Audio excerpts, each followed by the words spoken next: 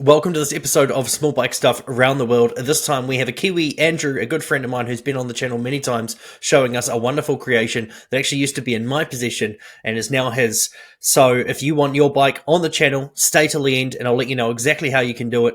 Anyone can do it. You don't need to be fancy with a big flash camera. You can just use your phone like Andrew has. And I guess we'll kick into it. Hello, my name is Andrew. I live in Christchurch, New Zealand. It's currently in the middle of winter. It's quite cold, and I'm here to show you my Suzuki Choinori with an Adley engine. Boom, we'll pause it right there before that clip ends with Andrew got his head tucked down like this. Yeah, it is cold in Christchurch. It's winter at the moment, but let's just have a quick look at that bike behind. So immediate things that stand out are the Suzuki Choinori front end, and the rear end's completely different. This is an Adley engine, which he'll talk about shortly, but it's a two-stroke 50cc, and there used to be four-stroke 50cc. So really awesome little machine.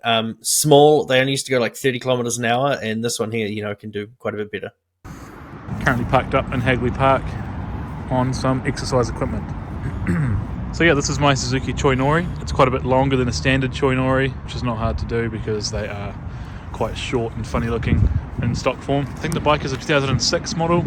It was Suzuki's cheapest mode of transport for a few years, and they're pretty popular in various parts of the world because of that. Cheap to run, cheap to buy, cheap to make. They're a four-stroke motor because they've got a plastic camshaft, as seen in the video by Small Bike Stuff. We took one apart and had a look at it. The motor was mounted under the floor in this hump with a small chain drive, I think, to like a tiny 10-inch wheel in the back. It's been transplanted with a Kimco. No, it's an Adley motor from a late model GTC or something like that. So it's still 50cc, but it is now two-stroke. It'll now do about 60, 65. I haven't checked it, and the speedo only goes up to around 40. So I'm not sure what its actual speeds are, but it keeps up with traffic absolutely fine. Cool, we'll pause it there. Keeps up with traffic absolutely fine. So we'll put a clip of the bike on here that you can actually look at the whole thing. Yeah, as he says there, that engine came from an Adley. I used to work at a motorcycle shop, and Adley are a Taiwanese brand from Herchi Motor Company. And what they would create is copies under license of Yamaha jog engines. So that's a Minarelli two-stroke. And it's got originally, and the Adley has a separate oil tank and everything like that. But I think this is pre-mixed now on here, which is okay because this thing doesn't have an oil feed to the crank. But yeah, it did come with a 50cc four-stroke originally that has a CVT, which then changes to a chain drive. I did make a video about it before, which I'm throwing some clips of over the top now. So if you want to go and see exactly what the original Suzuki Choinori engine, which if we go back to the pause shot now, is underneath that little hump on the floorboards. It was really, really short, and yeah, CVT into a chain drive, into a 10-inch wheel. And it wasn't that fast at all, but it was incredibly cheap for Suzuki to make. And at the time when it came out, it was the cheapest model that they could make and produce and sell within Japan. But there have been models of the Suzuki Choinori imported all around the world. So the original Suzuki frame ends here, and Adley frame starts here and has been modified to fit into this bike. I'm not the one that thought of this idea. It was actually started by Callum and Kaz, and they did the major fabrication, and I've just finished it up from there.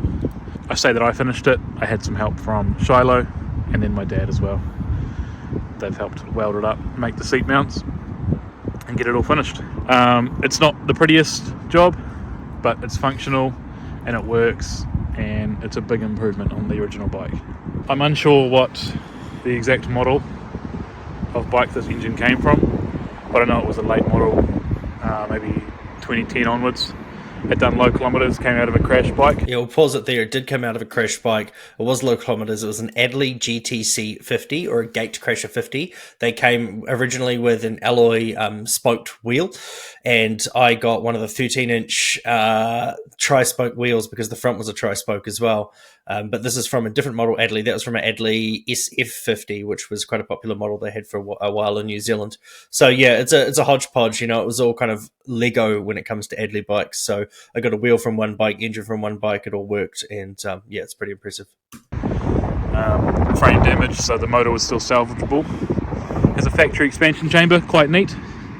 As you can see, running pretty rich. It's got a bit of oil splatter there. Originally was a post-mix engine, but it's running on pre-mix currently, as it does not have an oil tank available to use. So the bike was originally on 10-inch wheels front and rear. I don't know what size tyres would have originally been on it, but it's currently on a 90-100 10-inch wheel tyre, on the front. Conti twist, pretty cool looking tyre. I've got this on my Honda Chelly as well. Might be slightly fatter in the front. It does look pretty meaty. Coming to the rear, also a Conti twist, the 130/60 13-inch on this Adley wheel. Tri-spoke. I've had to modify the shock mounting point, obviously, so the guard will need to be trimmed to suit, as it does rub a little bit. Moving on to the controls of the bike. It didn't come with switches, so I sourced these from a different model of Adley. The wiring looms mostly just plug and played, so that was why I chose these. They're a little bit worse for wear. I would like to replace them. It's on my to-do list. But everything works as it should.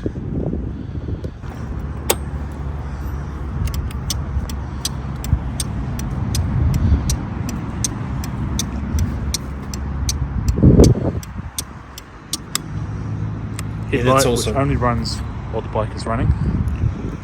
However, the speedo does light up. Yeah, we'll pause it there with a little speedo in the background. It's an interesting setup because he's managed to retain the whole stock front end. The whole rear end is completely different, but it's still got the original tail light. So the front and rear turn signals look the same, and the fact that everything kind of was somewhat plug and play is pretty awesome too.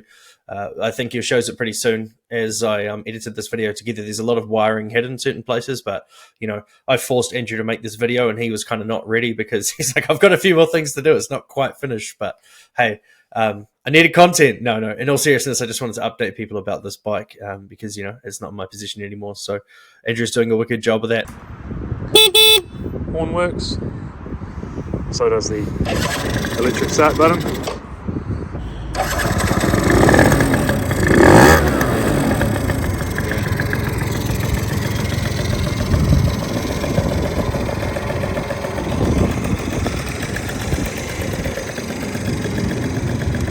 Sounds awesome.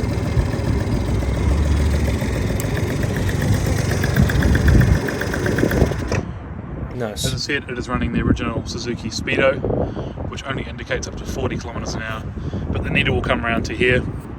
Speed light comes on at around 30 kilometers per hour.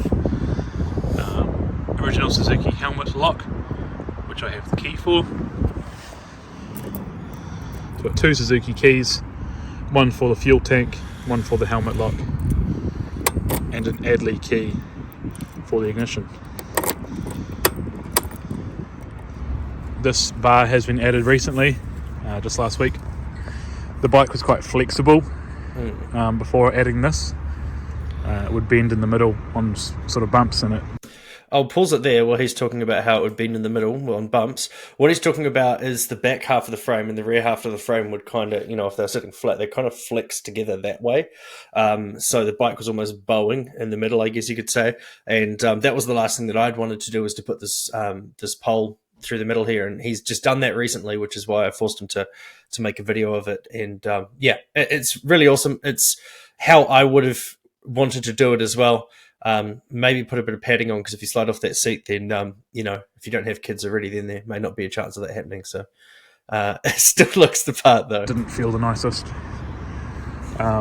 These covers are just temporary, just from scrap metal and old number plate. I'd like to make up something nicer to suit here, maybe in a similar style to the heat shield, with some pressed holes, and hide the wiring, which also needs a little bit of a tidy up, but it is very functional at the moment. Speaking of the wiring, the battery is now housed under the floor where the original motor was. Just a small battery, starts the bike fine. Continuing with the frame, under the seat is the original Suzuki frame number, and some seat mounts have been added, seat tank fuel mounts. This is a Suzuki tail light mounted to the rear of the frame. It does need a little bit of work, it's not quite straight and it could be a little bit nicer. This hole here is where an oil tank will be added in the future, so that I do not need to pre-mix the fuel. Unfortunately, I did have to trim these panels so that I can slip them over the centre brace bar, but I think an orange wrap or sticker here will just cover that up nicely. Just use camo, Andrew, then no one will be able to see it. Think smarter, not harder. The air filter is just a pod filter. The carburetor does need jetting to suit, hence the tape to cover the restrict the airflow. But I would like to get some sort of air box or covered unit here to protect it from the weather, because I will use this bike just to get to work. Originally, the rear wheel would have ended about here, and the seat was a little bit higher. So the frame has been raked back a little bit, and yeah, obviously lengthened. It rides quite smooth, but the steering is a little bit sloppy, maybe the word, or it falls over quite a lot while riding quite easily because of the rake, but it does mean it's quite smooth. As I said, it is just running the Adley wiring loom spliced into the Suzuki frame. It does need tidying up a little bit. I mean, let's pause it there and just have a look at that. That doesn't matter. I mean, it works, and that's a lot more than a lot of people can say. And so many people kind of will do one of two things. They'll either pull a bike entirely apart and then kind of lose interest because it's not running, or when they do get it kind of back together, it's not aesthetically as perfect as they wanted. It's not aesthetically perfect as they would have wanted. And Andrew kind of doesn't have that issue personally. He's more than happy just to run around with something that works and is functional, and, you know, do incremental small steps whenever he has a spare bit of time. You know, I'd argue in 6 months we'll come back and look at this bike and it'll be a lot tidier and a lot more done to it. But that doesn't mean it can't be used in the meantime. Keeping a bike running in an operable condition is the best way to not lose interest in the build process for sure. But that will happen in due course. Along with grips, I have some on order, and another mirror. The only other issues I've had with the bike so far is the rear number plate and light bracket hitting the rear fender, the rear guard, and obviously this rubbing here, so either a new guard or modifying this one to suit will happen. And also the rear brake cable is not quite long enough, or not quite on the right angle. Occasionally when going over a bump, due to the suspension pivot being here, while bringing the wheel up, it'll actually pull the brake on a little bit. I'm just going to pause it there. Yeah, it does pull the brake on a little bit, and it's not super ideal. But one thing I wanted to point out because of this view was just that rear guard there, how it's got that little chalk mark, that's where I originally wanted to cut it. The other cutout, while it looks quite brutal and kind of like it was done just by a dude with a saw, that's how it came from the factory to clear the original shock, because the original shock was on a different angle when it was in the Adley. And that shock there is just a random one I found that was the right length and didn't compress too much or not enough. So, there's a lot of room for improvement there with, like, the shock could be disassembled and kind of tidied up and painted or whatever, or something else that looks better could go in that place. But that's why the rear guard looks the way it does. But yeah, keep going. Not a nice feeling while you're riding where the rear brake just comes on. So I've got it loosened off quite a bit up at the grip there, just so that I can actually use it. But it still stops fine.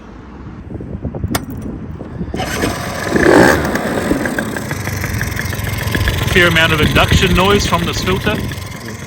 The exhaust is actually quite quiet.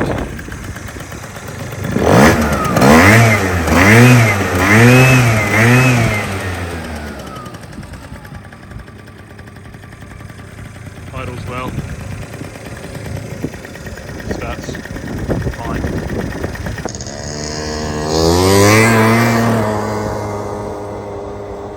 It's a little cruiser, eh? It's very cool. Looks awesome. Sounds good too.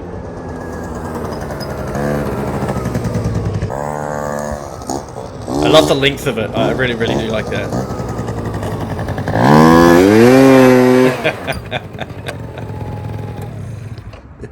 Look, Mum, I did a skid. What a good looking bike. Oh, very, very So well we done. have it. Suzuki Choinori with an Adley engine. Thanks for that. Cheers. See you later. Hooroo. Hooroo, mate. See you later. That's awesome. Thank you so much, Andrew, for sharing that. And if you want your video about your bike to be on this channel, well, I've got a template video which you can follow, and I've also got a PDF document that lists the different filming steps. It's 8 steps, such as just filming some generic around shots of your bike, just walking around it, filming the engine, filming the controls, filming the modifications, and kind of talking about how it rides and getting some riding shots if you can as well. So if you want to be a part of this series around the world, you're more than welcome to get in touch with me on Instagram, which is Small Bike Stuff IG, instagram.com/smallbikestuffig, or Facebook is facebook.com/smallbikestuff, and I will be able to send you the template video. We've got videos coming up from an Australian guy living in Vietnam with a Honda CT125. There is a English guy who's got, well, there's a Kiwi guy living in the UK who's got a Honda Cub with like a 150cc engine. There's a whole bunch of stuff. So from any country in the world, as you'll see, some people speak English perfectly, some people don't. Some people film with a really amazing big camera, some people don't. So just do whatever you can. There's no right or wrong with this series, and I can do all the hard editing work for you and add some context to it, you know, to help people understand your bike more. So get in touch if you want to be a part of the series. Otherwise, thank you so much to Andrew and the Suzuki Choinori. Hopefully I can get down to Christchurch sometime in the near future and have a ride on that bike for myself, and we can do a proper ride video. But yeah, it's awesome to see it. But I will end the video here with this. This is the clips that Andrew sent me after the filming session. He sent me these to my Facebook page, and yeah, it's a bit interesting. I think it's fouled the spark plug. The one start. And it's starting to rain, and I'm nowhere near my house.